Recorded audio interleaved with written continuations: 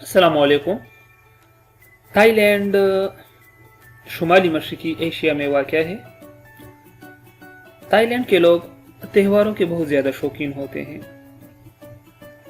Thailand में सारा साल त्योहारें मनाई जाती हैं, लोग इकट्ठे होते हैं और एक दूसरे से घुल मिल जाते हैं और मौज मस्तियाँ करते हैं। सारे साल में तकरीबन 10 से 15 त्यौहार मनाए जाते हैं। इसमें मशहूर जो है वो है वाटर फेस्टिवल।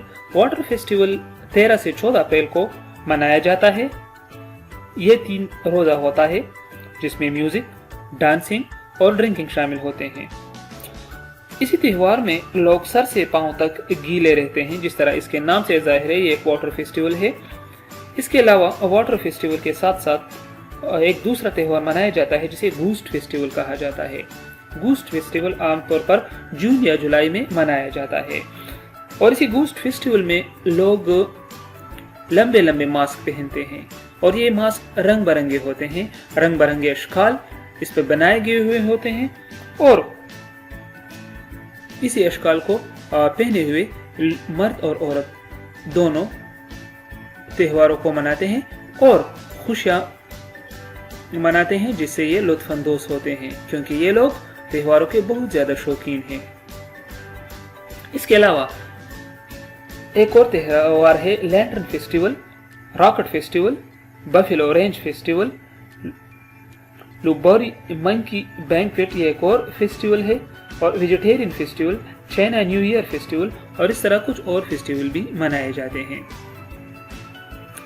थाईलैंड के लोग इन्हीं त्योहारों में बच्चों को भी ले जाते हैं, बड़ों को भी ले जाते हैं, फीमेल भी होती हैं, मेल भी होते हैं और ये इन्हीं त्योहारों में रंग बिरंग कपड़े पहने हुए होते हैं और सारा दिन मस्तियां करते रहते हैं। थाईलैंड शुमाली मशरिक एशिया में वाक़ है और गल्फ ऑफ थाईलैंड के साथ इसका बॉर्डर है। इसके मशरिक में कंबोडिया और लाओस शामिल है। शुमाल में इसकी मलेशिया वाक़ है और इसके मगरिब और जुनूब में म्यांमार, बर्मा वाक़ है। बर्मा में म्यांमार है, सो म्यांमार इसके मगरिब और जुनूब में वाक़ है। यहाँ के लोग बहुत ही दिलचस्पी के साथ और बड़े शौक के साथ तकरीबात मनाते हैं, त्यौहार मनाते हैं क्योंकि ये लोग इन्हीं से लुत्फानंदोज होते हैं और उनमें बहुत ज्यादा दिलचस्पी रखते हैं।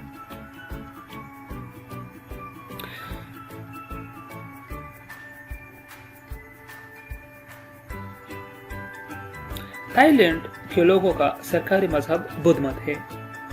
इसके अलावा कुछ और मज़ाहिब भी पाए जाते हैं, लेकिन बुद्ध मत जो है ये अक्सरियत में है और बहुत ज्यादा पाया जाता है। इसका कुल रकबा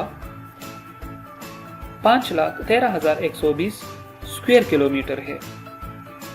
थाईलैंड का दारुल खिलाफा बैंकॉक है और बैंकॉक ही थाईलैंड का सबसे बड़ा शहर है।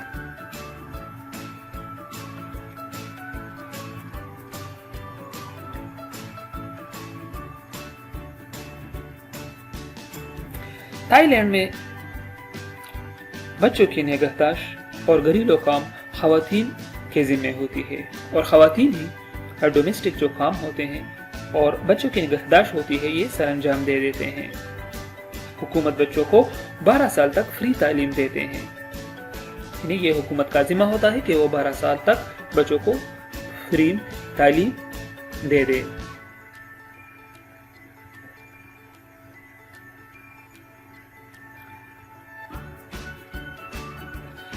थाईलैंड की करेंसी को थाई बट कहते हैं। थाई बट इसकी करेंसी है और थाईलैंड इसके अलावा थाईलैंड में नाइट क्लब्स होते हैं और नाइट क्लब्स जो होते हैं इसमें मेल भी शिरकत करते हैं, फीमेल भी शिरकत करते हैं। ये आमतौर पर डिनर खाने के बाद, यानी लोग डिनर खाने के बाद इसमें शिरकत करते हैं और सारी रात ये खुले रहते हैं। सुबह सवेरे तक ये खुले रहते हैं, फिर बंद हो जाते हैं और बैंकॉक में ये नाइट क्लब्स 24 घंटे तक खुले रहते हैं।